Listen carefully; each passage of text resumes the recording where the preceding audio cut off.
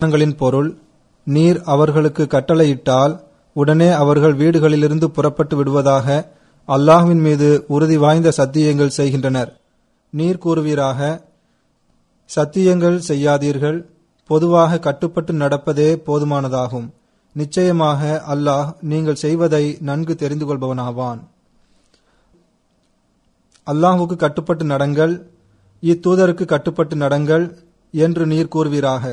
எனவே நீங்கள் புறக்கணித்து விட்டால் இத்தூதரிடம் ஒப்படைக்கப்பட்டதற்கே அவர் பொறுப்பாளராவார். உங்களிடம் ஒப்படைக்கப்பட்டதற்கு நீங்கள் பொறுப்பாளர் ஆவீர்கள். நீங்கள் அவனுக்கு கட்டுப்பட்டு நடந்தால் நீங்கள் நேர்வழியினை பெறுவீர்கள். மேலும் இத்தூதரின் பொறுப்பு தூது செய்தியினை தெளிவாக எடுத்துரைப்பது மட்டுமே ஆகும். அல்லாஹ் உங்களுள் நம்பிக்கை கொண்டு நற்செயல்கள் ஆற்றுபவர்களை அவர்களின் முன்னோர்களை கலீஃபாவாக, அதாவது தலைவராக ஆக்கியது போன்று இப்பூமியில் கலீஃபாவாக ஆக்குவதாகவும், அவன் அவர்களுக்காக விரும்பிய அவர்களின் மார்க்கத்தை அவர்களுக்கு உறுதிப்படுத்துவதாகவும், அவன் அவர்களுக்கு அவர்களின் அச்சத்திற்கு பின்னர் அதற்கு பதிலாக அமைதியினை வழங்குவதாகவும் அவர்களிடம் வாக்குறுதி அளித்துள்ளான். அவர்கள் என்னை வணங்குவார்கள், எதனையும் எனக்கு இணையாக்க மாட்டார்கள், இதன் பின்னரும் நிராகரிப்பவர்கள் கட்டுப்படாதவர்களாவர். நீங்கள் தொழுகையை நிறைவேற்றுங்கள், மேலும் ஜக்காத் கொடுங்கள், இத்தூதருக்கு கட்டுப்பட்டு நடங்கள், அப்போதுதான் உங்கள் மீது கருணை காட்டப்படும். நான் ஓதிய இந்த வசனங்களின் பொருளை தற்போது நீங்கள் செவியேற்றீர்கள். இந்த வசனங்களில் ஒன்று ஆயத்தே இஸ்திஹ்லாஃப் என்று அழைக்கப்படுகின்றது. அதாவது இந்த வசனத்தில் இறைவன் மூமின்களிடம் ஹிலாஃபத்திற்கான வாக்குறுதியை வழங்கியுள்ளான். ஹஜ்ரத் மசீமது அலைஹிஸ்ஸலாம் அவர்கள் தமது பல்வேறு நூட்களில் இந்த வசனத்திற்கான விளக்கத்தை எழுதியுள்ளார்கள். இதற்கு விளக்கமளித்தவாறு இவ்வாறு பல கோணங்களில் பல்வேறு முறைகளில் இதை வெளிச்சமிட்டு காட்டியுள்ளார்கள். ஆனால் ஹஜ்ரத் மசீமது அலைஹிஸ்ஸலாம் அவர்கள் தாம் எழுதிய சிறிய நூலாகிய அல் வசியத் என்னும் நூலில் இது தொடர்பாக தமக்கு பின்னர் ஜமாத்தே அஹ்மதியாவில் ஹிலாஃபத் அமைப்பு உருவாகும் என்ற நற்செய்தியையும் வழங்கியுள்ளார்கள். இந்த நூலை அவர்கள் டிசம்பர் மாதம் 1905 எழுதினார்கள். இந்நூலில் இறை அச்சம், ஏகத்துவம், தம்முடைய பதவி, ஹிலாஃபத் மற்றும் இறை நெருக்கத்தை பெறுவதற்காகவும், ஜமாத்தை உறுதியான அடித்தளத்தில் நிலைத்திருக்கச் செய்யவும், பொருள் தியாகத்தை தொடர்ந்து செய்து வருவதற்காகவும் வசியத் என்ற இறை திட்டத்தையும் வழங்கினார்கள். இது உண்மையில் இறைவனுக்கு ஆற்ற வேண்டிய உரிமைகள் மற்றும் இறை படைப்பினங்களுக்கு ஆற்ற வேண்டிய உரிமைகள் ஆகியவற்றை நிறைவேற்றுவதற்கான மிகச்சிறந்த அமைப்பாகும். இதற்கு எதிரில் உலகில் காணப்படுகின்ற பொருளாதார அமைப்பிற்கு எந்த மதிப்பும் இல்லை. ஏனென்றால் அவை இறை அச்சம் இல்லாமலும் வெறும் ஒரு சில முக்கிய அம்சங்களை கொண்டதாகவும் ஒரு சில மக்களை கொண்டதாகவும் இருக்கின்றன. எவ்வாறிருப்பினும் இதனுடைய கிளைகளும் விளக்கங்களும் பல வகைப்படுகின்றன. நான் ஹஜ்ரத் மசீமது அலைஹிஸ்ஸலாம் அவர்கள் அல் வசியத் என்ற தமது நூலில் குறிப்பிட்டுள்ள கருத்துக்களை உங்கள் முன் வைக்கின்றேன். வசியத் என்ற அமைப்பை குறித்து நான் முதலிலேயே குறிப்பிட்டேன். இது 1905 இந்நூல் எழுதப்பட்டதுடன் தொடங்கியதாகும். ஆனால் ஆயத்தே இஸ்திஹ்லாஃபை பற்றி ஹஜ்ரத் மசீமது அலைஹிஸ்ஸலாம் அவர்கள் இந்நூலில் கூறியுள்ள ஹிலாஃபத்தே அஹ்மதியா இந்நூல் எழுதப்பட்டு 3 வருடங்கள் கழித்து இன்றிலிருந்து 103 ஆண்டுகள் முன்பு ஹஜ்ரத் மசீமது அலைஹிஸ்ஸலாம் அவர்களின் மரணத்திற்கு பிறகு இன்றைய தினம், அதாவது 27 மே 1908 தொடங்கப்பட்டதாகும். இந்த ஹிலாஃபத் அமைப்பானது 1400 ஆண்டுகள் கழித்து இறைவன் மீண்டும் ஆரம்பித்த ஓர் அமைப்பாகும். ஆனால் ஹஜ்ரத் மசீமது அலைஹிஸ்ஸலாம் அவர்களுடைய நூலிலிருந்து மேற்கோளை உங்கள் முன் எடுத்து வைப்பதற்கு முன்பாக இந்த வசனங்களுக்கு சுருக்கமான விளக்கத்தை கூற விரும்புகின்றேன். இதனால் ஹிலாஃபத் அமைப்பு தொடர்பான திருக்குர்ஆனின் கட்டளைகளும் உங்கள் முன் இருக்க வேண்டும். இவ்வசனங்களில் இறைவன் மற்றும் அவனது தூதரை ஏற்றுக்கொள்பவர்கள் மற்றும் ஹலிஃபாக்களை ஏற்றுக்கொள்பவர்களுக்காகவும் ஒரு முழுமையான செயல்முறை திட்டங்களை இறைவன் நம்முன் எடுத்து வைத்துள்ளான். இதில் முதன்மையானதும் அடிப்படையானதுமான ஒன்றை இங்கு குறிப்பிட்டுள்ளான். அது கட்டுப்படுதலாகும். கட்டுப்படுதல் என்றால் என்ன, இதன் உண்மையான தரம் யாது என்பதை இங்கு கூறியுள்ளான். சந்தர்ப்பம் வரும்போது எதிரிகளுக்கு எதிராக எல்லா வகையிலும் போரிட நாங்கள் தயாராக இருக்கின்றோம் என்று கூறி சத்தியம் மட்டும் செய்வது கட்டுப்படுதலின் உண்மையான தரம் ஆகாது. வெறுமனே சத்தியம் செய்வது வேலைக்கு ஆகாது. ஒவ்வொரு விஷயத்திலும் முழுமையான கட்டுப்படுதலை காட்டாதவரை சத்தியம் செய்வது மட்டும் போதுமானதாகாது. முழுமையான கட்டுப்படுதலை வெளிப்படுத்தினால்தான் நாங்கள் எல்லா வகையிலும் தியாகம் செய்யவும் அர்ப்பணமாவதற்கும் ஆயத்தமாக உள்ளோம் என்று நீங்கள் கூறுவது உண்மையாகும். அல்லாஹ் மற்றும் அவனது ரசூல் வழங்கிய கட்டளைகளை பேணி நடக்கவில்லை என்றால், பேணி நடக்க முயற்சி செய்யவில்லை என்றால், சில நேரம் பெரிய பெரிய வாதங்கள் கூட பொய்யாகிவிடும். எனவே இது சம்பந்தமான உண்மையான அம்சம் முழுமையான கட்டுப்படுதலை செயல்பூர்வமாக நிரூபிப்பதாகும். இந்த வகையான செயல்பூர்வமாக கட்டுப்படுதல் இல்லையெனில் வெளிப்பார்வைக்கு சின்ன சின்ன கட்டளைகளாக தென்படுகின்றவற்றில் கூட செயல்பூர்வமான கட்டுப்படுதலை காட்டவில்லையாயின் வெறும் வாதங்கள் வீணானவையாகிவிடும். இன்னல்லாஹ ஹபீரும் பிமா தாமலூன் என்று கூறி மனிதனை ஏமாற்றிவிடலாம். ஆனால் இறைவன் எல்லாவற்றையும் நன்கறிந்தவனாவான். மறைவானவற்றையும் வெளிப்படையானவற்றையும் அவன் நன்கு அறிகின்றான். எனவே அவனை ஏமாற்ற முடியாது என்ற கருத்தை இறைவன் தெரிவித்துள்ளான். எனவே இறைவன் நம்மை எப்போதும் பார்த்து கொண்டிருக்கின்றான் என்பதை ஒரு உண்மையான மூமின் கண்முன் நிறுத்தி செயல்பட வேண்டும். ஒரு மனிதனுக்கு இதன் மீது உறுதியான எண்ணம் ஏற்பட்டுவிட்டால், இறைவன் எப்போதும் நம்மை பார்த்து கொண்டிருக்கின்றான் என்ற எண்ணம் உறுதியாக மனதில் பதிந்துவிட்டால், வெறும் சத்தியங்களாக மட்டும் இல்லாமல் பொதுவாக கட்டுப்படுவதும் வெளிப்படும். ஒவ்வொரு நல்ல தீர்மானங்களின் மீதும் உண்மையான மனப்பான்மையுடன் கட்டுப்பட்டு கீழ்ப்படிந்து செயல்படலாம். அல்லாஹ் மற்றும் அவனது தூதருடைய கட்டளைகளை ஏற்று நடக்க மனிதன் எந்நேரமும் ஆயத்தமாக இருப்பான். இதற்காக முயற்சிகள் செய்து வருவான். அத்தீவுல்லாஹ வ அத்தீவுர் ரசூல் என்று கூறியதுடன் வ ஊலில் அம்ரி மின்கும் என்றும் இறைவன் கூறுகின்றான். இதனால் ஜமாத் அமைப்பிற்கு கட்டுப்பட்டு நடப்பதும், அமீருக்கு கட்டுப்பட்டு நடப்பதும், ஹலீஃபாவிற்கு கட்டுப்பட்டு நடப்பதும் கட்டாயமாகி விடுகிறது. பிறகு முழுமையாக கட்டுப்படாமல் தமது சுய விருப்பத்தின்படி செயல்படுபவர்களை பற்றி இறைவன் கூறுகின்றான். நீங்கள் இக்கட்டளைகளை பின்பற்றி நடக்காமலும் இருந்து முகம் திருப்பியதாலும் உள்ள குற்றம் உங்களை சார்ந்ததாகும். நீங்கள் இது குறித்து கேள்வி கேட்கப்படுவீர்கள். ரசூல் ஸல்லல்லாஹு அலைஹி வஸல்லம் இதை பற்றி கேள்வி கேட்கப்பட மாட்டார்கள். இந்த குற்றத்திற்கான பொறுப்பு அல்லாஹ்வின் தூதரை சாராது. இறை கட்டளைகளை இறை தூதர் கொண்டு சேர்த்து விட்டார். அதன் பிறகு தூதரை பின்பற்றி வந்த ஹலீஃபாக்கள் இறை கட்டளைகளை கொண்டு சேர்த்து விட்டனர். இவ்வாறு அறிவுரை கூறுபவர்கள், ஷரியத்திற்கான சட்டங்களை கற்பிப்பவர்கள் தமது பணியை நிறைவேற்றிவிட்டனர். இதன்படி செயல்படாதவர்கள் செயல்படாமல் இருந்ததால் பதில் சொல்ல கடமைப்பட்டுள்ளார்கள். இங்கு நான் தூதருடன் ஹலீஃபாவையும் சேர்த்து கூறுகிறேன். இதன் ஒரு காரணத்தை நான் முன்னதாக கூறினேன். அதாவது ஊலில் அம்ரி மின்கும் என்று வந்துள்ளது. இரண்டாவது காரணம், நேர்வழி பெற்ற ஹிலாஃபத் என்பது தூதரின் பணியை தொடர்ந்து செய்வதற்காக தோன்றுகிறது. இது நுபுவத்தின் ஒரு தொடர்ச்சியாகும். ரசூலுல்லாஹ் ஸல்லல்லாஹு அலைஹி வஸல்லம் அவர்கள் ஒருமுறை அறிவுரை கூறியவாறு இவ்வாறு கூறினார்கள்: நீங்கள் எனது சுன்னத்தை, அதாவது நடைமுறையை பின்பற்றுங்கள். மேலும் ஹுலஃபாயே ராஷிதீனல் மஹ்தியின் அவர்களின் வழியை பேணி நடக்க வேண்டும் என்று கூறினார்கள். இவ்வாறு ஹஜ்ரத் ரசூலுல்லாஹ் ஸல்லல்லாஹு அலைஹி வஸல்லம் அவர்கள் கூறிய காரணம், ஹுலஃபாயே ராஷிதீன்கள் ரசூலுல்லாஹ் ஸல்லல்லாஹு அலைஹி வஸல்லம் அவர்களின் நடைமுறை மற்றும் ஷரியத்தை கொண்டு செல்பவர்களாக இருந்தனர். அந்த ஹதீஸின் முழு வடிவம் இதுவாகும்.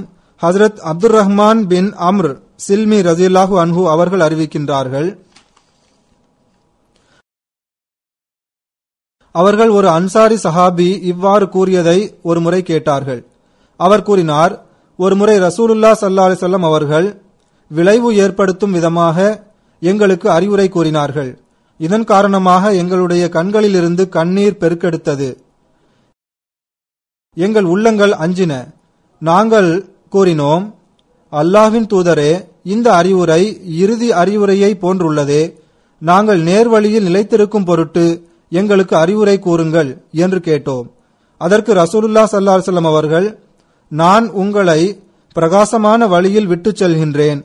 இந்த வழியில் இதனுடைய இரவு பகலை போன்றதாகும். தீயவரை தவிர வேறு யாரும் இதிலிருந்து வழிதவர மாட்டார். உங்களுள் உயிருடன் இருப்பவர் மிக பெரும் கருத்து வேற்றுமையை காண்பார். அவ்வாறான நிலையில் நீங்கள் என்னுடைய நன்கு தெரிந்த சுன்னத்தை நடைமுறையை பின்பற்றி நடங்கள். மேலும் ஹுலஃபாயே ராஷிதீன் அல் மஹ்தியீன்களை பின்பற்றி நடங்கள். நீங்கள் கட்டுப்படுதலை உங்கள் கடமையாக்கிக் கொள்ளுங்கள். ஒரு கருப்பர் இனத்தின் அடிமை உங்களுக்கு தலைவராக நியமிக்கப்பட்டாலும் சரியே, இந்த மார்க்கத்தை நீங்கள் வலுவாக பற்றி பிடியுங்கள். மூமீன்களுடைய உதாரணம் கடிவாளம் அணிவிக்கப்பட்ட ஒரு ஒட்டகத்திற்கு ஒப்பானதாகும். அதை எங்கு அழைத்துச் சென்றாலும் உடன் செல்கிறது. அது கட்டுப்படுவதற்கான பழக்கமுடையதாக இருக்கிறது. எனவே இறைவன் கூறுகின்றான், கட்டுப்படுவது உங்களுக்கு கடமையாகும். நீங்கள் கட்டுப்பட்டால், இறைவன் கூறுகிறான், வஇன் துத்தீஊஹு தஹ்தது, நீங்கள் கட்டுப்பட்டால் நேர்வழி பெறுவீர்கள் என்று கூறுகிறான். இதன் பிறகு இறைவன் ஹிலாஃபத்தை பற்றி கட்டளைகளை இடுகின்றான். இது ஆயத்து இஸ்திக்லாஃபில் கூறப்பட்டுள்ளது. இறைவன் கூறுகின்றான், வஅதல்லாஹுல்லதீன ஆமனு மின்கும் வஅமிலு ஸாலிஹாத், அதாவது ஈமான் கொண்டு நற்செயல் ஆற்றுபவர்களுடன் இறைவன் வாக்குறுதி அளித்துள்ளான். நம்பிக்கை மற்றும் நற்செயல் ஆகியவற்றின் தரத்தை இறைவன் முதலில் கூறியுள்ளான். அதாவது முழுமையாக கட்டுப்படுவதின் பொறுப்பை உங்கள் கழுத்தில் சுமந்து கொள்ளுங்கள். அப்போதுதான் உண்மையான மூமின் என்று அழைக்கப்படுவீர்கள். அப்போதுதான் நல்ல செயல்கள் செய்வதில் முன்னேறுபவர்களாக இருப்பீர்கள். நீங்கள் இந்த நிலையை அடைந்தால் பின்னர் ஹிலாஃபத்தின் அருள் கொடையிலிருந்து பலன் பெறுவீர்கள். இல்லையென்றால் பலன் பெற முடியாது. கண்டிப்பாக முஸ்லிம்களிடம் ஹிலாஃபத் நிலை பெற்றிருக்கும் என்று இறைவன் கூறவில்லை. மாறாக சில நிபந்தனைகளுக்கு உட்படுத்தி வாக்குறுதி அளித்துள்ளான். அதில் முதன்மையான நிபந்தனை முழுமையாக கட்டுப்பட வேண்டும் என்பதாகும். ஹிலாஃபத்தே ராஷிதாவின் முதல் தொடர் முஸ்லிம்கள் கட்டுப்படுதலை கைவிட்டதன் காரணமாக முடிவுக்கு வந்தது. முஸ்லிம்கள் கட்டுப்படுதலை கைவிட்டதும் உண்மையான ஹிலாஃபத்திலிருந்து விலக்கப்பட்டனர். கட்டுப்படுதல் என்ற வட்டத்திலிருந்து வெளியேறி சிலர், நாங்கள் எங்களது பையத்தை சில நிபந்தனைகளுக்கு உட்படுத்துகின்றோம் என்று கூற ஆரம்பித்தனர். இதற்கு ஒரு மிகப்பெரிய காரணம் ஹஜ்ரத் உஸ்மான் ரலியல்லாஹு அன்ஹு அவர்களின் ஷஹாதத்திற்கு பழி தீர்க்க வேண்டும் என்ற கொள்கையை உடையவர்களாக அவர்கள் இருந்ததாகும். அல்லது சில குழப்பவாதிகளின் குழப்பத்தில் அகப்பட்டு கட்டுப்படுதலிலிருந்து வெளியேறியவர்களாக அவர்கள் ஆனார்கள். அந்த காலத்தில் சஹாபாக்களும் இருந்தனர். இருந்தபோதிலும் முழுமையான கட்டுப்படுதலை கைவிட்ட பிறகு ஹிலாஃபத்திலிருந்து விலக்கப்பட்டு விட்டனர்.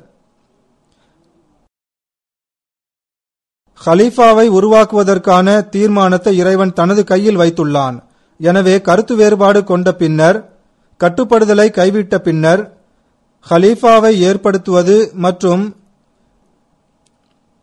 ஹலிஃபாவாக தன்னை ஆக்கிக் கொள்வது ஆகிய அவர்களது எல்லா முயற்சிகளும் தோல்வியடைந்தன. பின்னர் ஹிலாஃபத் ஆட்சி மன்னர் ஆட்சியாக மாறியது. இறைவன் ஹிலாஃபத்தை ஏற்படுத்துவதாக வாக்குறுதி அளித்துள்ளான். அதை நுபுவத்தின் வழியில் உருவாக்கினான். முந்தைய சமுதாயங்களில் நபியை இறைவனே அனுப்பினான். இப்போது ஷரியத் முழுமை பெற்றுவிட்டது. ரசூலுல்லாஹ் ஸல்லல்லாஹு அலைஹி வஸல்லம் அவர்கள் கியாமத் நாள் வரைக்கும் ஷரியத்தை உடைய இறுதி நபி ஆவார்கள். எனவே ஹிலாஃபத்தே ராஷிதாவை இறைவன் உருவாக்கிவிட்டான். இதை தேர்ந்தெடுப்பதற்கான முறையை இறைவன் மனிதனின் கையில் ஒப்படைத்துள்ளான். ஆனால் இறைவன் தனது செயல்பூர்வமான சாட்சியங்கள் மற்றும் உதவிகளின் மூலமாக இது தனது விருப்பத்தை சார்ந்ததாகும் என்று கூறுகின்றான். இறுதியான வெற்றி முழுமையான ஷரியத்தை கொண்ட இஸ்லாத்தின் மூலமாகவே நிலைத்திருக்க செய்ய வேண்டும் என்று இறைவன் நாடிய காரணத்தால் ரசூல் ஸல்லல்லாஹு அலைஹி வஸல்லம் அவர்களின் அடிமையாக ஒரு நபி தோன்றுவார் என்று முன்னறிவிப்பு செய்தான். இதன் விளக்கத்தை வஆஹரீன மின்ஹும் லம்மா யல்ஹகு பிஹிம் என்ற வசனத்தில் கூறியுள்ளான். இந்த வசனத்தின் விளக்கத்தை ஹஜ்ரத் ரசூலுல்லாஹ் ஸல்லல்லாஹு அலைஹி வஸல்லம் அவர்கள் எனக்கும் மசீஹுக்கும் இடையில் வேறு நபி இல்லை என்று கூறி தந்துள்ளார்கள். எனவே ஹஜ்ரத் மசீஹ் மவ்ஊத் அலைஹிஸ்ஸலாம் அவர்கள் மசீஹ் மற்றும் மஹ்தி ஆவார்கள், நபியும் ஆவார்கள், ஹாத்தமுல் குலஃபாவும் ஆவார்கள். இறைவன் 1400 வருடங்களுக்கு பின்னர் மூமின்களுடன் தான் செய்த வாக்குறுதிகளை நிறைவேற்றுவதற்காக இந்த ஹலீஃபாவை தோற்றுவித்தான். இவர் இந்த உம்மத்தை, அதாவது சமுதாயத்தைச் சேர்ந்தவரான காரணத்தால் நுபுவத் பதவியை அடைந்து மீண்டும் ஹிலாஃபத் உருவாவதற்கான காரணமாக அமைந்துவிட்டார்கள். இறைவன் மேலும் கூறினான், இஸ்லாமிய மார்க்கத்தை இறைவன் உங்களுக்காக விரும்பியுள்ளான். எனினும் இதன் உண்மையான பலனையும் அச்சத்தின் நிலையை அமைதியின் நிலையாக மாற்றவும் முழுமையான கட்டுப்படுதல் மற்றும் ஹிலாஃபத்துடன் தொடர்பு வைத்தல் ஆகியவற்றின் மூலமே நீங்கள் பெற முடியும். இது கண்டிப்பானதாகும். இந்த அமைப்புடன் இணைந்திருப்பவர்களின் எல்லா அச்ச நிலையும் அமைதியின் நிலையாக மாறிக்கொண்டே செல்லும். அந்த ஹலீஃபாக்களின் மூலமாக இஸ்லாத்தின் வெற்றிக்கான நாட்களும் நெருங்கிக் கொண்டே செல்லும். ஆனால் இங்கு ஹிலாஃபத்துடன் தம்மை இணைத்து கொள்கின்றவர்களுக்கு மிகப்பெரிய பொறுப்பு உள்ளது. அவர்கள் இறைவனை மிகவும் தூய உள்ளத்துடன் வணங்குபவர்களாவார்கள். தொழுகையை நிலைநாட்டுவதும் தூய ஏகத்துவத்தை நிலைநாட்டுவதும் அதற்கான முயற்சி ஆகியவற்றை ஹிலாஃபத்தின் பலனுடன் அவர்களுக்கு கிடைத்துக் கொண்டே இருக்கும். அவர்களின் துஆக்களை இறைவன் ஏற்றுக்கொள்வான். அவர்களின் துயரங்களை இறைவன் அகற்றுவான். தனது அருள் கொடைகளை அவர்களுக்கு வழங்குவான். ஆனால் இவை அனைத்தையும் பார்த்த பிறகும் உண்மையான ஹிலாஃபத்துடன் தம்மை இணைத்துக் கொள்ளாதவர்களை பற்றி இறைவன் அவர்கள் கட்டுப்படாதவர்களாவர் என்று கூறுகின்றான்.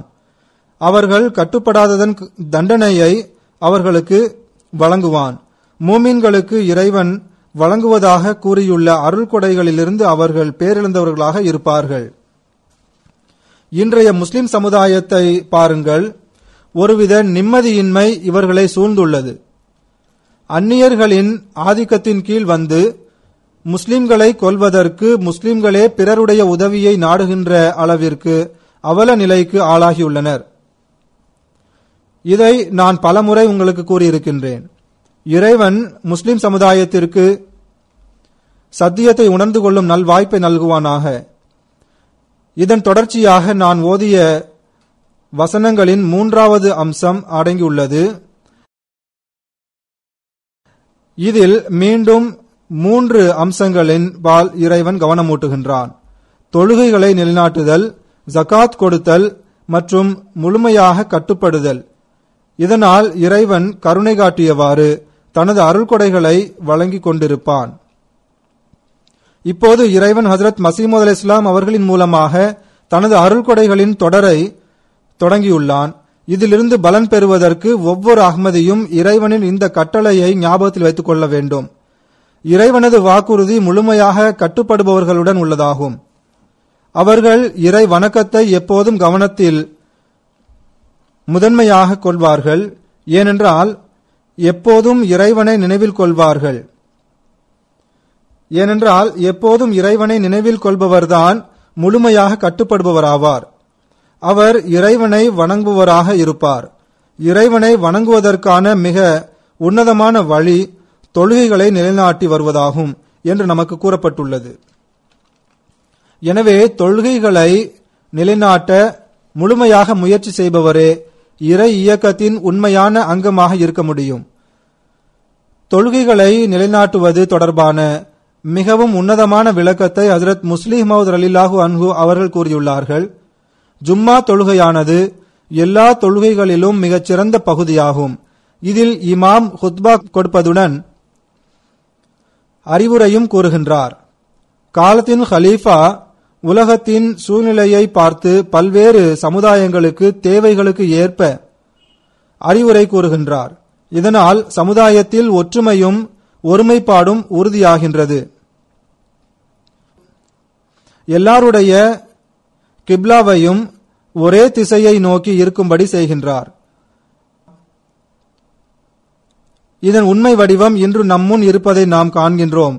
இது ஜமாத்தே அஹ்மதியாவில் நமக்கு தென்படுகின்றது.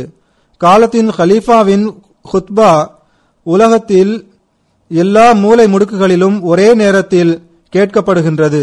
அதில் பல்வேறு சூழ்நிலைகளுக்கு ஏற்ப தேவைகளை கருத்தில் கொண்டு அறிவுரை வழங்கப்படுகிறது. நான் ஹுத்பாவிற்காக குறிப்பு எழுதுகின்ற போது என் கண் முன்னால் இருக்கின்றவர்களை பற்றி மட்டும் நான் எண்ணுவதில்லை. மாறாக உலகத்தின் பல்வேறு நாடுகளிலிருந்து எனக்கு அறிக்கைகள் வருகின்றன. அவைகளை கவனத்தில் கொண்டவாறு சில நேரம் ஐரோப்பாவின் நிலைக்கு ஏற்ற போதனையையும் ஹுத்பாவில் செய்கின்றேன்.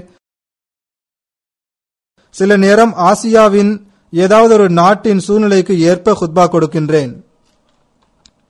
அல்லது பொதுவான அவர்களது வாழ்க்கையை பற்றி நான் ஹுத்பா கொடுக்கின்றேன். சில நேரம் ஆப்பிரிக்காவை பற்றி ஹுத்பா கொடுக்கின்றேன். சில சமயம் தீவு நாடுகளில் உள்ள சூழ்நிலைக்கு ஏற்ப ஹுத்பா கொடுக்கின்றேன். ஆனால் இஸ்லாம் ஒரு சர்வதேச மார்க்கமாகும். எனவே கூறப்படுகின்ற ஒவ்வொரு அம்சமும் ஒவ்வொரு நாட்டிலும் வாழ்கின்ற ஒவ்வொரு அஹ்மதிக்கும் பொருந்துகின்ற அறிவுரையாக அமைகின்றது. அவர்களது ஏதாவது ஒரு நிலைமைக்கு ஏற்ற அறிவுரை அதில் அடங்குகிறது. அல்லது வேறு யாரையாவது கருத்தில் கொண்டு போதனை செய்யும் போது அது எல்லாருக்கும் பொருந்துகிறது. எனவே எனது ஹுத்பாவிற்கு பிறகு உலகின் பல்வேறு நாடுகளிலிருந்து எனக்கு கடிதங்கள் வருகின்றன. அதில் ரஷ்யாவில் வாழுகின்ற அஹ்மதிகளின் கடிதமும் அடங்கும். ஆப்பிரிக்காவில் வசிக்கும் அஹ்மதிகளின் கடிதங்களும் அடங்கும். இன்னும் பிற நாடுகளில் வசிக்கின்ற அஹ்மதிகளின் கடிதங்களும் அடங்கும். அதில் இந்த ஹுத்பா எங்களுக்காகவே கொடுக்கப்பட்டதை போன்று நாங்கள் உணர்கிறோம் என்று கூறுகின்றனர். ஆக இகாமத்தி சலாத் என்பதன் ஒரு கருத்து இதுவாகும். அதாவது ஹிலாஃபத்தின் மூலமாக அஹ்மதியத்தின் உலகில் இது நடைபெற்றுக் கொண்டிருக்கின்றது. பிறகு ஜக்காத்து செலுத்துவது தொடர்பாக கூறப்பட்டுள்ளது. இது செல்வங்களை தூய்மைப்படுத்துவதற்கான வழியாகும். இதில் ஜக்காத் மற்றும் இன்ன பிற பொருள் தியாகங்களும் அடங்கும். இன்று இதுவும் உலகில் ஜமாத்தே அஹ்மதியாவின் மூலம் நடைபெற்று வருகிறது. காலத்தின் ஹலீஃபாவின் வழிகாட்டுதலுக்கு ஏற்ப உலகில் சந்தாவின் அமைப்பின் வாயிலாக ஜமாத் உறுப்பினர்கள் மற்றும் ஜமாத்துகளின் தேவைகள் பூர்த்தி செய்யப்படுகின்றன. ஒரு நாட்டில் ஏதாவது தேவை காணப்பட்டால் பிற நாட்டிலிருந்து அது நிவர்த்தி செய்யப்படுகின்றது. ஒரு நாட்டில் செல்வம் அதிகமாக இருந்தால் ஏழை நாட்டின் தேவைகள் மற்றும் தப்லீகு மற்றும் நூட்கள் வெளியிடுதல் மற்றும் பள்ளிவாசல்கள் கட்டுதல் போன்ற வழிகளின் மூலமாக தேவைகள் பூர்த்தி செய்யப்படுகின்றன. ஆக இந்த ஒரு அமைப்பானது ஹிலாஃபத்தின் கீழ் செயல்பட்டுக் கொண்டிருக்கிறது. சில இடங்களில் ஏழைகளின் தேவை நிவர்த்தி செய்யப்படுகின்றது. சில இடங்களில் மருத்துவ தேவைகள் நிறைவேற்றப்படுகின்றன. சில இடங்களில் கல்விக்கான தேவைகள் பூர்த்தி செய்யப்படுகின்றன. சில இடங்களில் இஸ்லாத்தின் தூது செய்தியை பரப்புவதற்கான தேவை பூர்த்தி செய்யப்படுகின்றது. ஹஜ்ரத் மஸீஹ் அலைஹிஸ்ஸலாம் அவர்கள் வசியத் அமைப்பையும் ஹிலாஃபத் அமைப்பையும் சேர்த்து கூறியுள்ளார்கள். இதில் இவ்வனைத்து தேவைகளையும் பூர்த்தி செய்வதை பற்றியும் கூறியுள்ளார்கள். பிறகு மக்கள் சந்தா கொடுக்கின்றார்கள் என்றால் ஹிலாஃபத் அமைப்பு இருக்கின்ற காரணத்தால் அவர்கள் கொடுக்கின்ற சந்தா வீணாக செலவழிக்கப்படாது என்ற ஒரு நம்பிக்கையில் உறுதியாக இருக்கின்றார்கள். இந்த சந்தாக்கள் யாவும் நேர்மையான குறிக்கோளுக்காக செலவழிக்கப்படுகின்றன என்று மக்கள் நம்புகின்றார்கள். ஜமாத்தை சேராத அந்நியர்களும் கூட அஹ்மதிகளிடம் நாம் ஜகாத் செலுத்தினால் அது சரியான முறையில் செலவு செய்யப்படுகின்றது என்று நம்புகின்றனர். கானாவில் என்னிடம் பலர் தமது விளைச்சல்களுக்கான ஜக்காத்தை கொடுத்து செல்வார்கள். நீங்கள்தான் இதை சரியாக பயன்படுத்துகின்றீர்கள் என்று கூறி நமது பள்ளிவாசலில் அதை செலுத்திவிட்டு செல்வார்கள். பலர் என்னிடம் கொடுத்து நீங்களே இதை செலுத்திவிடுங்கள் என்றும் நம்பி கொடுத்து விடுவார்கள். ஏனென்றால் நாங்கள் இதை எங்களுடைய மௌலவிகளிடம் கொடுத்தால், எங்களுடைய இமாம்களிடம் கொடுத்தால் அவர்கள் அதை விழுங்கி விடுவார்கள், அதை சரியான முறையில் பயன்படுத்த மாட்டார்கள் என்றும் மக்கள் கூறுவார்கள். இன்றும் பல்வேறு ஜமாத்களிலிருந்து பல கடிதங்கள் வருகின்றன. அதில் ஜமாத்தை சேராத அந்நியர்கள் ஜமாத்தில் சந்தா கொடுக்க விரும்புகின்றனர், அவர்களை பற்றிய வழிகாட்டல் என்ன என்று கேட்கின்றார்கள். ஜகாத் மற்றும் சதகாவை பொறுத்தவரை ஜமாத்து அதை பெறுகின்றது. ஆனால் பிற கட்டாய மற்றும் விருப்ப சந்தாக்கள் அஹ்மதிகளிடமிருந்து மட்டுமே வசூலிக்கப்படுகின்றன. ஆக ஜகாத் அமைப்பும் ஹிலாஃபத் அமைப்பை சார்ந்ததாகும். இறுதியில் இந்த வசனத்தில் மீண்டும் கட்டுப்படுதலை பற்றி கூறப்பட்டுள்ளது. எனவே இறைவன் மற்றும் அவனது தூதருடன் உண்மையான தொடர்பும் அதன் விளைவாக ஹிலாஃபத்துடன் தொடர்பு வைத்து கொள்வதற்கான அடிப்படை முழுமையான கட்டுப்படுதலாகும். இது இருப்பின் மூமின் இறை அருள்கொடைகளுக்கு வாரிசாகிக் கொண்டே இருக்கலாம். இப்போது நான் அல் வசியத் என்ற நூலிலிருந்து சிலவற்றை உங்கள் முன் எடுத்து வைக்கின்றேன். ஹஜ்ரத் மஸீஹ் அலைஹிஸ்ஸலாம் அவர்கள் இறைவனின் வாக்குறுதிகள் மற்றும் முன்னறிவிப்புகளை பற்றி நமக்கு எடுத்து கூறுகின்றார்கள். அதில் இறைவன் புறமிருந்து வாக்குறுதியும் சில அறிவிப்பும் இருக்கின்றன. மரணத்தின் நேரம் நெருங்கிவிட்டது. எனவே ஹஜ்ரத் மஸீஹ் அலைஹிஸ்ஸலாம் அவர்களின் மீது காணப்படும் குற்றச்சாட்டுகள் அனைத்தையும் நாம் அகற்றிவிடுவோம் என்று இறைவன் கூறினான். மேலும் நான் உம்முடன் திருப்தி கொள்வேன், மிக தெளிவான அடையாளங்களை நான் உமக்காக எப்போதும் ஏற்படுத்துவேன் என்றும் இறைவன் கூறினான். ஹஜ்ரத் மஸீஹ் அலைஹிஸ்ஸலாம் அவர்களை இழிவுபடுத்த விரும்புகின்றவர்கள் மற்றும் அதற்காக முயற்சி செய்தவர்கள் அனைவரும் இழிவடைந்தனர். அவர்களின் அடையாளம் கூட, அவர்களின் பெயர் கூட உலகில் அழிந்துவிட்டது. இன்று அவர்களை நினைவு கூறுபவர் எவரும் உலகில் இல்லை. ஹஜ்ரத் மஸீஹ் அலைஹிஸ்ஸலாம் அவர்களை ஏசியவர்களும் திட்டியவர்களும் மரணித்து மக்கி போனார்கள். ஆனால் ஹஜ்ரத் மஸீஹ் அலைஹிஸ்ஸலாம் அவர்களின் ஜமாத்தோ உலகில் பரவி கொண்டிருக்கின்றது. அடையாளங்களின் தொடர் அவர்களின் வாழ்நாளில் ஆரம்பித்தது, அது இன்றும் தொடர்ந்து கொண்டிருக்கின்றது. லட்சக்கணக்கான பையத்துகள் ஒவ்வொரு வருடமும் நிகழ்ந்த வண்ணம் உள்ளன. அவைகளில் பெரும்பாலானவை இறைவனிடமிருந்து வழிகாட்டல் பெற்று நடக்கின்றன. இது இறைவனின் உதவிக்கான அடையாளமாகும். இவை ஹஜ்ரத் மஸீஹ் அலைஹிஸ்ஸலாம் அவர்களின் உண்மைக்கான அடையாளமாகும். பிறகு ஹஜ்ரத் மஸீஹ் அலைஹிஸ்ஸலாம் அவர்கள் கூறுகின்றார்கள், பெரும் துன்பங்கள் வரும் என்றும் பல ஆபத்துகள் பூமியில் இறங்கும் என்றும் அவற்றில் சில என் வாழ்நாளிலும் மற்றும் சில எனது மறைவுக்கு பின்னரும் வெளிப்படும் என்றும் அவன் இந்த இயக்கத்திற்கு முழுமையான முன்னேற்றத்தை வழங்குவான் என்றும் அவற்றில் சில எனது கரங்களாலும் மற்றும் சில நான் மறைந்த பிறகும் நிறைவேறும் என்றும் இறைவன் எனக்கு அறிவித்துள்ளான் என்று கூறுகின்றார்கள். ஆக இன்று நாம் இந்த முன்னறிவிப்பு நிறைவேறியதை காண்கின்றோம். அழிவுகளும் இப்போது மிகவும் பலமாகிக் கொண்டே செல்கின்றன. தினம்தோறும் செய்தித்தாள்களில் ஏதாவது நாட்டில் இயற்கை சீற்றங்கள் ஏற்பட்டதற்கான செய்திகள் காணப்படுகின்றன. இந்த சீற்றங்கள் மற்றும் அழிவுகளை பற்றி ஹஜ்ரத் மஸீஹ் மவ்ஊத் அலைஹிஸ்ஸலாம் அவர்கள் முன்னறிவிப்பு செய்கின்றார்கள். இவை ஏற்படும் என்று கூறுகின்றார்கள். அறிவுடையவர்களுக்கு இது போதுமானதில்லையா? வாதிப்பவர் ஒருவர் இறைவன் புறமிருந்து செய்தியை பெற்று இவ்வாறு சீற்றங்களும் அழிவுகளும் நிலநடுக்கங்களும் ஏற்படும் என்று அறிவிக்கின்றார். இன்று எல்லாவித அழிவும் உலகத்தில் சூழ்ந்துள்ளதை நாம் பார்க்கின்றோம். இதை சிந்தித்து பார்க்க வேண்டும். இறைவனால் அனுப்பப்பட்டவரின் செய்திகளை நாம் சிந்தித்து பார்க்க வேண்டும். இன்று உலகில் ஹஜ்ரத் மஸீஹ் மவ்ஊத் அலைஹிஸ்ஸலாம் அவர்களை எதிர்ப்பவர்கள் இதை சற்று சிந்தித்து பார்க்க வேண்டும். எப்போதும் ஜமாத்தே அஹ்மதியாவை எதிர்ப்பதில் மும்முரமாக இருப்பவர்கள் குறிப்பாக இதை சிந்திக்கும் தருணம் இதுவாகும்.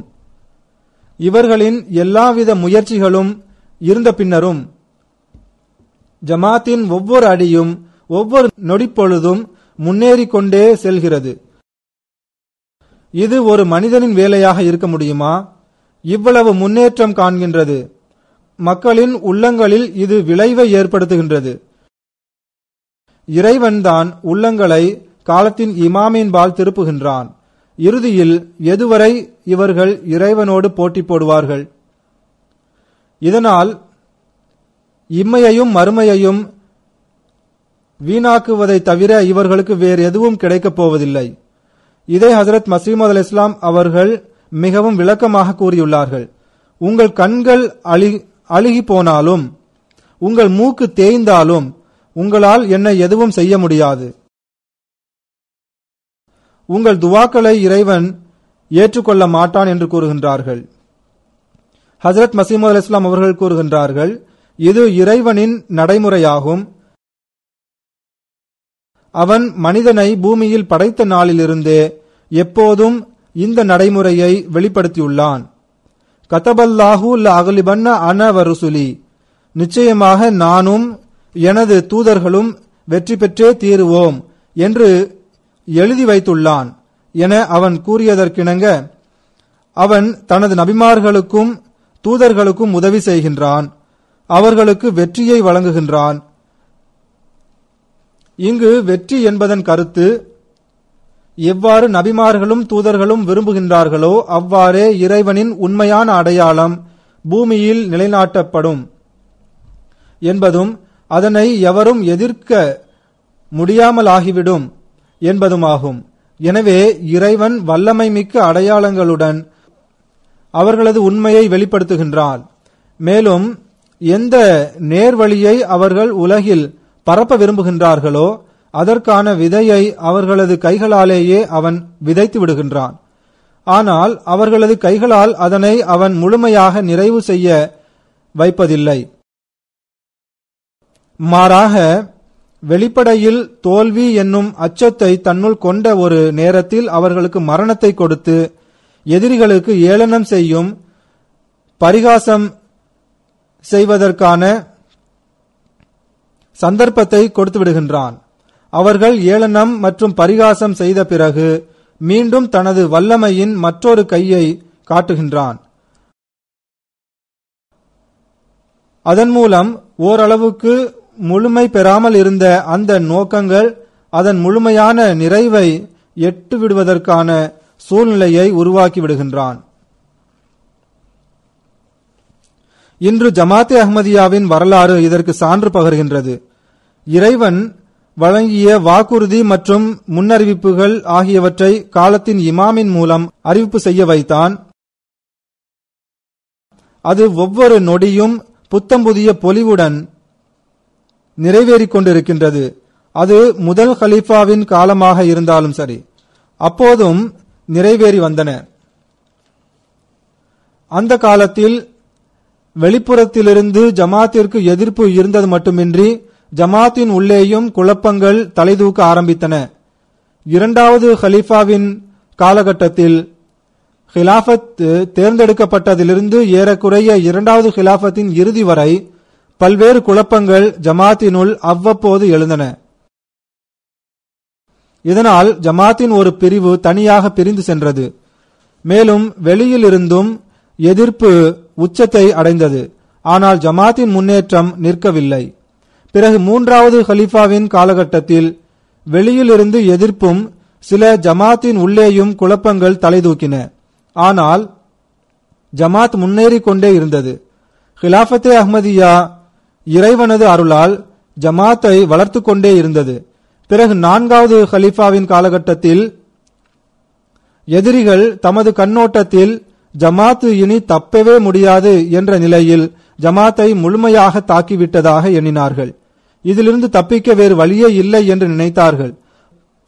ஆனால் ஹஜரத் மஸீஹ் மவ்ஊத் இஸ்லாம் அவர்களின் வார்த்தைகள் தனது பொலிவுடனும் மகத்துவத்துடனும் நிறைவேறியது. அதாவது இறைவன் இரண்டாவது முறையாக தனது ஆற்றல் வாய்ந்த வல்லமையின் கையை காட்டினான் என்று அவர்கள் கூறினார்கள். அவ்வாறே அது வெளிப்பட்டது. அந்த வல்லமை எதிரிகளை தூள்தூளாக்கிவிட்டது.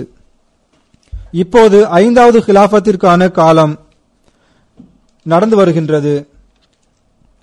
இக்காலத்திலும் பொறாமை மற்றும் எதிர்ப்பின் நெருப்பு கடுமையாகிவிட்டது.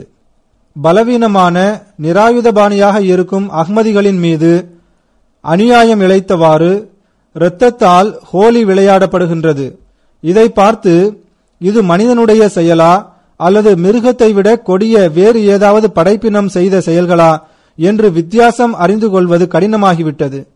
மேலும் ஜமாத்திற்கு அனுதாபம் காட்டுபவர்களைப் போல் இருந்து ஜமாத்தினுள் பிளவை ஏற்படுத்துவதற்கு சிலர் சில இடங்களில் முயற்சி செய்கின்றனர். ஆனால் இறைவனின் வாக்குறுதிக்கு ஏற்ப இறைவனின் உதவியை பெற்ற ஹிலாஃபத்தின் மிகவும் மகத்துவம் வாய்ந்த இறை வல்லமை இதை எதிர்த்து கொண்டு வருகின்றது. இவ்வாறு இறைவன் இதை பாதுகாத்து வருகின்றான். நான் ஒரு பலவீனமான திறன்களற்ற மனிதனாவேன். எனக்கு எந்த முக்கியத்துவமும் இல்லை. ஆனால் ஹிலாஃபத்தே அஹ்மதியாவிற்கு வல்லமை வாய்ந்த முழு ஆற்றல்கள் உடைய அந்த இறைவனின் உதவி உள்ளது. அந்த இறைவன் நான் எனது வல்லமையை காட்டுவேன் என்று ஹஜரத் மஸீஹ் மவ்ஊத் இஸ்லாம் அவர்களுக்கு வாக்குறுதி அளித்தான். அதன்படி இப்போதும் தனது வல்லமையை காட்டி வருகின்றான். இன்னும் காட்டி வருவான். எதிரி எப்போதும் தனது சூழ்ச்சிகளிலும் தீய திட்டங்களிலும் முயற்சிகளிலும் தோல்வியடைந்து கொண்டே செல்வார்கள். இனியும் தோல்வியடைந்து கொண்டே இருப்பார்கள். எதிரிகள் ஹஜரத் மஸீஹ் மவ்ஊத் அலைஹிஸ்ஸலாம் அவர்களின் நூட்களை திரித்தும் மாற்றியும் கூறுவதற்காக இன்றைய நாட்களில் எலக்ட்ரானிக் மீடியாவை பயன்படுத்த முயற்சி செய்துள்ளனர். இதற்கு பல்வேறு இன்டர்நெட்டின் வழிகளை பயன்படுத்துகின்றனர். ஹிலாஃபத்தின் வழிகாட்டலின்படி உலகில் ஒவ்வொரு நாட்டிலும் இறைவன் இளைஞர்கள் அடங்கிய ஒரு இராணுவத்தை ஹஜரத் மஸீஹ் மவ்ஊத் இஸ்லாம் அவர்களுக்கு வழங்கியுள்ளான். இவர்கள் ஹஜரத் தல்ஹா ரலியல்லாஹு அன்ஹு அவர்களின் பணியை செய்து வருகின்றார்கள். இவர்கள் எதிரிகளின் முன்னால் நெஞ்சை நிமிர்த்தியவாறு நிற்கின்றார்கள். இவர்கள் தருகின்ற பதிலை பார்த்தால் நம்மையும் அறியாமல் இறைவனுடைய புகழ் நமது உள்ளத்தில் உருவாகின்றது. மேலும் அவனது வாக்குறுதிகளின் மீது ஈமானும் உறுதியான நம்பிக்கையும் வளர்ந்து கொண்டே செல்கின்றது. இரண்டாவது வல்லமை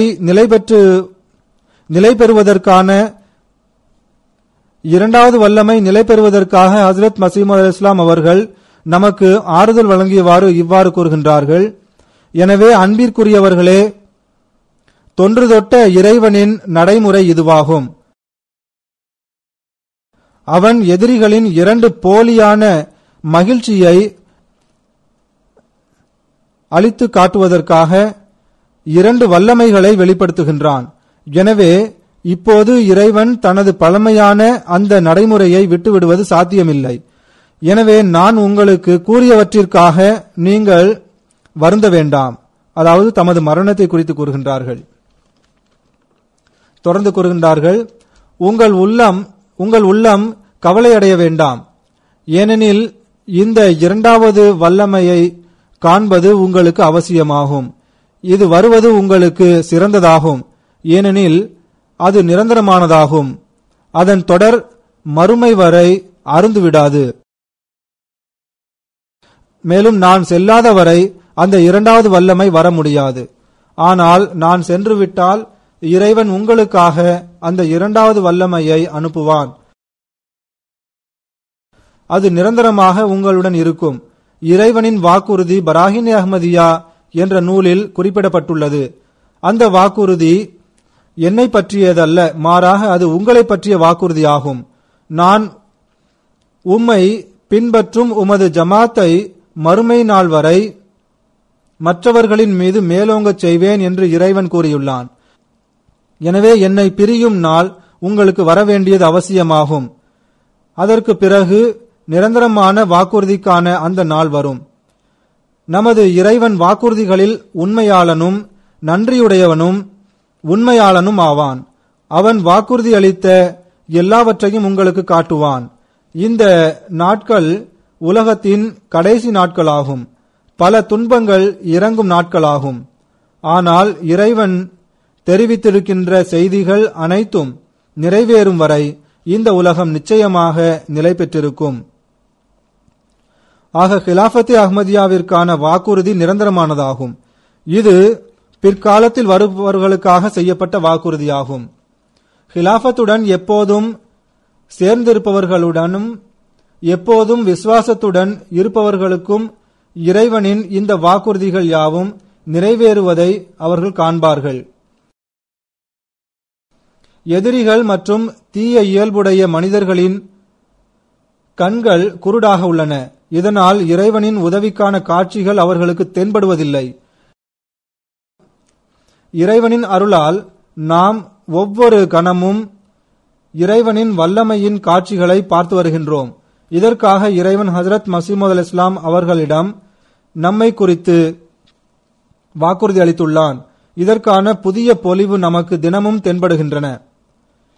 எதிரிகளின் வரம்பு மீறுதல், நிராயுதபாணியாக இருக்கும் அஹ்மதிகளின் மீது ஆயுதங்களை கொண்டு தாக்குவது ஆகியவை எதிரிகள் நம்மை ஆதாரங்களை கொண்டு எதிர்கொள்ள முடியாது என்பதை நிரூபிக்கின்றன. ஜமாத்தே அஹ்மதியா ஆதாரங்களை கொண்டு மக்களுடைய வாயை அடைக்கின்றதென்றால் இது இறைவனுடைய வாக்குறுதி நிறைவேறுவதற்கான அடையாளமாகும். இறைவன் கூறுகின்றான், உமது ஜமாத்தை மறுமை வரை மற்றவர்களின் மீது மேலோங்கச் செய்வேன். இந்த மேன்மை வலுவான சான்றுகளை கொண்டதாகும். இதை மறுப்பதற்கு எந்த எதிரியிடமும் திறன் இல்லை. பிறகு ஹிலாஃபத்தே அஹ்மதியாவை பற்றி கூறியவாறு மீண்டும் இறைவனது இரண்டாவது வல்லமை வெளிப்படும் என்று கூறி இது நிலைநாட்டப்படுவதற்கான வழிமுறையையும் கூறியுள்ளார்கள். ஹஜ்ரத் மஸீஹ் அல்-இஸ்லாம் அவர்கள் கூறுகின்றார்கள், நான் இறைவன் புறமிருந்து ஒரு வல்லமையாக வெளிப்பட்டுள்ளேன். நான் இறை வல்லமையின் தோற்றமாவேன். மேலும் எனக்கு பிறகு இன்னும் சிலர் தோன்றுவார்கள். அவர்கள் இறைவனின் இரண்டாவது வல்லமையின் தோற்றமாக இருப்பார்கள். எனவே நீங்கள் இறைவனுடைய இரண்டாவது வல்லமையை எதிர்பார்த்தவாறு ஒன்று சேர்ந்து துவா செய்து கொண்டிருங்கள். ஒவ்வொரு நாட்டிலும் ஒவ்வொரு நல்லவர்களின் ஜமாத்தும் ஒன்று கூடி துவாவில் ஈடுபட்டு கொண்டிருக்க வேண்டும். அதன் மூலம் இரண்டாவது வல்லமை விண்ணில் இருந்து இறங்கி உங்கள் இறைவன் எப்படிப்பட்ட வல்லமை மிக்க இறைவனாவான் என்பதை உங்களுக்கு காட்டும். உங்கள் மரணத்தை அருகில் இருப்பதாக கருதுங்கள். அந்த நேரம் எப்போது வரும் என்பதை நீங்கள் அறிய மாட்டீர்கள். தூய மனதை கொண்ட ஜமாத்தின் சான்றோர்கள் என் பெயரில் எனக்கு பிறகு மக்களிடம் பையத் வாங்க வேண்டும். ஆசியா, ஐரோப்பா போன்ற உலகின் பல்வேறு கண்டங்களிலும் பூமியில் உள்ள பல்வேறு இடங்களிலும் வாழ்ந்து வருகின்ற எல்லா நல்ல ஆன்மாக்களையும் எல்லா நல்ல இயல்பு கொண்டவர்களையும் ஏகத்துவத்தின் பக்கம் ஈர்த்து தனது அடியார்களை ஒரே மார்க்கத்தில் ஒன்று சேர்க்கவே இறைவன் விரும்புகின்றான். இதுவே இறைவனது குறிக்கோளாகும். இதை நிறைவேற்றுவதற்காகவே நான் உலகில் அனுப்பப்பட்டுள்ளேன். எனவே நீங்கள் மென்மை, நல்லொழுக்கம், துவாக்கள் ஆகியவற்றில் அழுத்தம் கொடுத்து இந்த நோக்கத்தை பின்பற்றுங்கள். எனக்கு பிறகு யாராவது இறைவனிடமிருந்து ரூஹுல் குதுஸ் அதாவது பரிசுத்த ஆவியை பெற்று நிற்காத வரை நீங்கள் அனைவரும் ஒன்று சேர்ந்து பணியாற்றுங்கள். ஹஜ்ரத் மஸீஹ் அல்-இஸ்லாம் அவர்கள் இதில் தமது மரணத்திற்கு பிறகு ஹலீஃபா ஒருவர் தேர்ந்தெடுக்கப்படும் வரைக்கும் மேலும் ஒவ்வொரு ஹலீஃபாவின் மரணத்திற்கு பின்னர் அடுத்த கலீஃபா உருவாகும் வரை உள்ள இடைப்பட்ட காலத்தில் நீங்கள் தவறி போய்விடாதீர்கள் என்று வலியுறுத்தி கூறுகின்றார்கள். இரண்டாவது வல்லமையிலிருந்து நீங்கள் பலன் பெற விரும்பினால் இந்த இடைப்பட்ட காலத்தில் ஒன்று சேர்ந்து துவா செய்து கொண்டிருங்கள், அதோடு கலீஃபாவை தேர்ந்தெடுங்கள் என்றும் கூறுகின்றார்கள். இங்கு கூறப்பட்டுள்ளதன்படி ஹஜ்ரத் மஸீஹ் அலைஹிஸ்ஸலாம் அவர்கள் தூய மனம் கொண்ட சான்றோர்கள் என்னுடைய பெயரை சொல்லி மக்களிடம் பையத் வாங்குங்கள் என்று கூறுகின்றார்கள். இதை நாம் தவறாக புரிந்து கொள்ளக்கூடாது. ஹிலாஃபத் என்பது ஒரு மனிதரை சார்ந்ததல்ல, மாறாக சில மனிதர்களை சேர்த்து எல்லாரையும் சார்ந்ததாகும் என்று தவறாக நினைக்கக்கூடாது. இதை காரணம் காட்டியே கைர் முபாயின், அதாவது பையத் செய்யாதவர்கள் அஞ்சுமனை மேலானதாக கருத தொடங்கினர். ஆனால் இதற்கான விளக்கத்தை ஹஜ்ரத் மஸீஹ் அலைஹிஸ்ஸலாம் அவர்கள் இதன் அடிக்குறிப்பிலேயே எழுதிவிட்டார்கள். ஹஜ்ரத் மஸீஹ் அலைஹிஸ்ஸலாம் அவர்கள் கூறுகின்றார்கள், இப்படிப்பட்டவர்களை தேர்ந்தெடுப்பது நம்பிக்கையாளர்களின் ஒருமித்த கருத்தின் அடிப்படையில் அமையும். எந்த நபர் தொடர்பாக அவர் எனது பெயரால் மக்களிடம் பையத் வாங்க தகுதியுடையவர் என்பதில் 40 நம்பிக்கையாளர்களுக்கு ஒருமித்த கருத்து இருக்குமோ அவருக்கு பையத் வாங்க உரிமை உண்டு. அவர் தன்னை மற்றவர்களுக்கு முன்மாதிரியாக ஆக்கிக் கொள்ள வேண்டும்.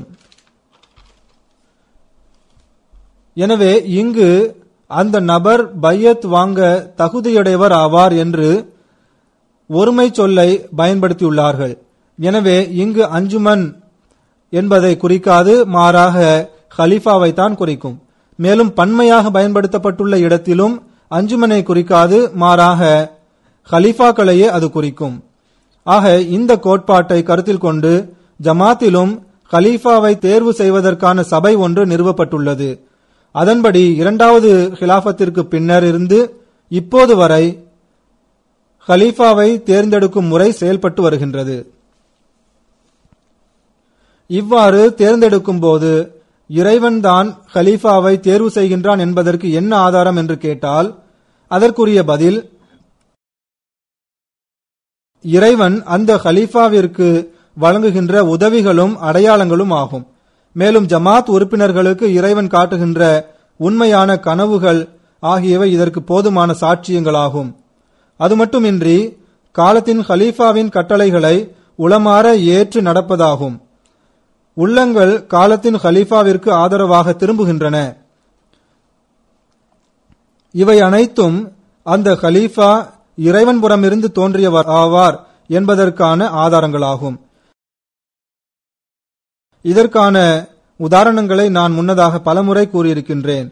எதிரிகள் ஜமாத்தை எந்த அளவிற்கு எதிர்த்தனர் என்றும் அதற்கெதிரில் இறைவன் ஜமாத்திற்கு ஆதரவாக எப்படி அடையாளங்களை வெளிப்படுத்தினான் என்பதையும் நான் பலமுறை கூறியுள்ளேன். ஹஜ்ரத் மஸீஹ் அலைஹிஸ்ஸலாம் அவர்கள் தமது அல் வசியத் என்ற நூலில் ஜமாத்திற்கு அறிவுரை கூறியவர்களாக இவ்வாறு எழுதுகின்றார்கள், நீங்களும் இரக்கத்தன்மை, தமது ஆன்மாக்களை தூய்மை செய்தல் ஆகியவற்றின் மூலம் பரிசுத்த ஆவியின் பங்கினை பெற வேண்டும். ஏனென்றால் பரிசுத்த ஆவி இன்றி உண்மையான இறையச்சத்தை பெற முடியாது. மன இச்சைகளை முற்றிலும் விட்டுவிட்டு இறை விருப்பத்தை பெரும்பொருட்டு எல்லா வழிகளையும் விட குறுகிய வழியினை தேர்ந்தெடுத்துக் கொள்ளுங்கள். உலக இன்பங்களை கண்டு ஏமாந்து விடாதீர்கள். அவை இறைவனிடமிருந்து விலக்கி விடுகின்றன. இறைவனுக்காக கசப்பான வாழ்க்கையை மேற்கொள்ளுங்கள். இறை விருப்பத்தை பெற்றுத்தரக்கூடிய துன்பம் அவனை கோபமூட்டக்கூடிய இன்பத்தை விட சிறந்ததாகும். இறை கோபத்திற்கு காரணமாக அமையும் வெற்றியை விட இறை திருப்தியை பெற்றுத்தரக்கூடிய தோல்வியே சிறந்ததாகும். இறைவனுடைய கோபத்திற்கு அருகில் கொண்டு செல்லுகின்ற அன்பை விட்டுவிடுங்கள். நீங்கள் தூய உள்ளத்துடன் அவன் பக்கம் வருவீர்கள் என்றால் ஒவ்வொரு வழியிலும் அவன் உங்களுக்கு உதவி செய்வான். எந்த எதிரியாலும் உங்களுக்கு நஷ்டத்தை ஏற்படுத்த முடியாது. நீங்கள் உங்கள் விருப்பத்தையும் இன்பங்களையும் கண்ணியத்தையும் செல்வத்தையும் உயிர்களையும் துறந்து மரணத்தின் காட்சியை உங்களுக்கு முன்னால் கொண்டு வருகின்ற அந்த கசப்புகளை தாங்கிக் கொள்ளுங்கள். அவ்வாறு தாங்கிக் கொள்ளாமல் எந்த நிலையிலும் நீங்கள் இறை திருப்தியை பெற முடியாது. ஆனால் நீங்கள் இந்த கசப்புகளை சகித்துக் கொண்டால் ஒரு அன்பான குழந்தையை போன்று இறைவனின் மடியில் அமர்ந்து கொள்வீர்கள். உங்களுக்கு முன்னால் சென்ற நேர்மையான நல்லடியார்களின் வாரிசுகளாக நீங்கள் ஆக்கப்படுவீர்கள். மேலும் ஒவ்வொரு அருளின் கதவுகளும் உங்களுக்காக திறக்கப்படும். மேலும் ஹஜ்ரத் மஸீஹ் மவ்ஊத் இஸ்லாம் அவர்கள் கூறுகின்றார்கள், இறைவன் உங்களை வீணாக்கி விடுவான் என்று நீங்கள் ஒருபோதும் கருத வேண்டாம். நீங்கள் உண்மையில் இறைவனின் கையால் மண்ணில் விதைக்கப்பட்ட விதை ஆவீர்கள். இந்த விதை முளைக்கும், பூக்கும், எல்லா திசைகளிலும் இதன் கிளைகள் படரும், பின்னர் இது ஒரு பெரிய மரமாகிவிடும் என்று இறைவன் கூறுகின்றான். எனவே இறைவனின் வசனத்தில் நம்பிக்கை கொண்டு இடையில் ஏற்படுகின்ற சோதனைகளுக்கு அஞ்சாதவர்கள் அருளுக்குரியவர்களாவார்கள். ஏனென்றால் சோதனைகள் வருவது அவசியமானதாகும். தமது பையத்து வாதத்தில் உண்மையாளர் யார், பொய்யர் யார் என்று உங்களை சோதிப்பதற்காகவே இறைவன் அவ்வாறு செய்கின்றான்.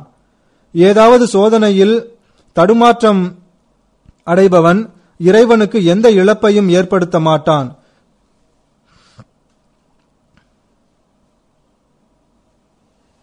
மேலும் பாக்கியமற்ற நிலை அவனை மரணத்திற்கு இட்டுச் செல்லும்.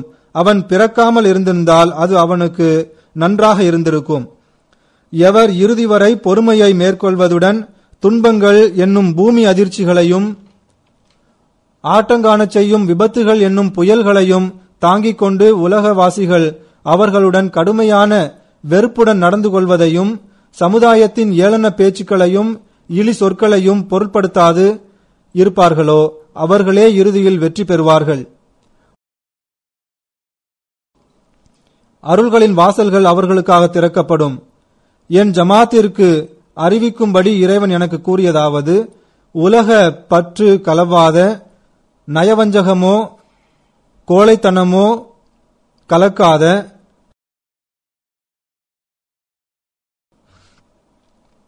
கட்டுப்பாட்டின் எந்த தகுதியையும் இழக்காத நம்பிக்கையை கொண்டவர்கள் இறைவனின் விருப்பத்திற்கு உரியவர்கள் ஆவார்கள். மேலும் அவர்களே சத்தியத்தின் வழி நடப்பவர்களாவார் என்று இறைவன் கூறுகின்றான். இன்று இறைவனின் அருளால் உலகத்தின் ஒவ்வொரு நாட்டிலும் அஹ்மதியத்தின் தியாகங்களின் தரம் உயர்ந்து கொண்டே செல்கின்றது. இறைவனின் அருளால் ஹஜ்ரத் மஸீஹ் மவ்ஊத் இஸ்லாம் அவர்களிடம் இறைவன் கொடுத்த வாக்குறுதிகள் யாவும் நிறைவேறுவதை நாம் காண்கின்றோம். எவ்வாறு தைரியமாகவும் எவ்வளவு உறுதிப்பாட்டுடனும் அஹ்மதிகள் தங்கள் உயிர்களை தியாகம் செய்து வருகின்றார்கள். ஆனால் ஹஜ்ரத் மஸீஹ் மவ்ஊத் இஸ்லாம் அவர்களின் இந்த மேற்கோள்களில் சில எச்சரிக்கைகளும் காணப்படுகின்றன. இதில் நற்செய்திகளும் உள்ளன. இதை அவர்கள் ஹிலாஃபத்துடனும் ஜமாத்துடனும் இணைந்துள்ளவர்களுக்கு வழங்கியுள்ளார்கள். எனவே நம்மில் ஒவ்வொருவரும் இந்த நற்செய்திகளிலிருந்து பங்கு பெறுவதற்காக, இறைவனின் வாக்குறுதிகளிலிருந்து பலன் பெறுவதற்காக, இறைவனின் கண்ணியத்தை உள்ளங்களில் நிலைநாட்டுவதற்காக பாடுபட வேண்டும். நம்மில் ஒவ்வொருவருக்கும் இது கடமையாகும். செயல்பூர்வமாக இறைவனது ஏகத்துவத்தை வெளிப்படுத்துபவர்களாக நாம் இருக்க வேண்டும். மனித இனத்துடன் உண்மையான அனுதாபம் கொள்பவர்களாக இருக்க வேண்டும். உள்ளங்களை காழ்ப்புணர்ச்சி மற்றும் வஞ்சகத்திலிருந்து தூய்மையாக்குபவர்களாக நாம் இருக்க வேண்டும். எல்லா நன்மைக்குரிய வழியிலும் முன்னேறுபவர்களாக நாம் இருக்க வேண்டும். நாம் நமது ஈமானை பாதுகாப்பவர்களாக இருக்க வேண்டும்.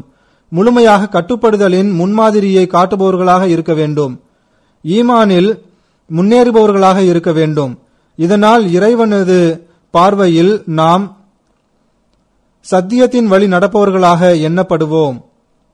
நாம் அவனது வாக்குறுதிகளிலிருந்து பலன் பெறக்கூடியவர்களாக ஆக வேண்டும்.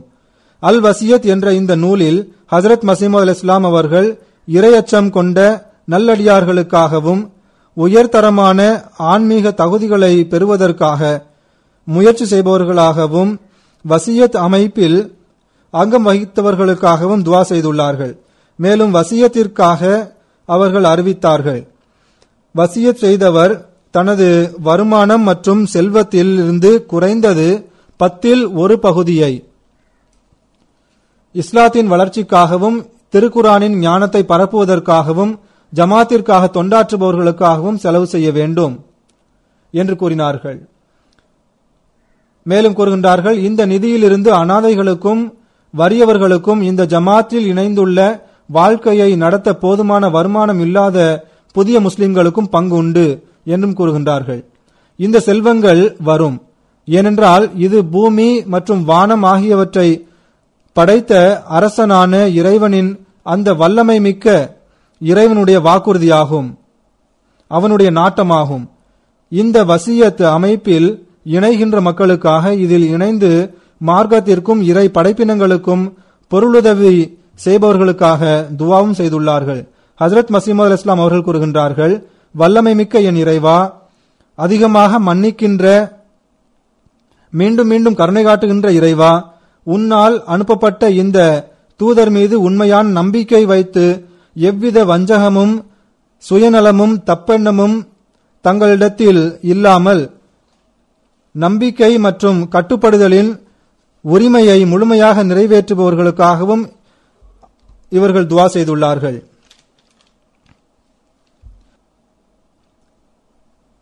எனவே வசியத் அமைப்பில் சேர்ந்துள்ளவர்களின் ஈமான், கட்டுப்படுதல் மற்றும் தியாகத்தின் தரம் ஆகியவை எப்போதும் உயர்ந்து கொண்டே இருக்க வேண்டும். வசியத் செய்த பிறகு இறை அச்சத்தில் முன்னேற முன்பை விட அதிகமாக முயற்சி செய்ய வேண்டும். ஹிலாஃபத்தின் மீது விசுவாசத்துடன் உள்ள தொடர்பும் முன்பை விட அதிகமாக இருக்க வேண்டும்.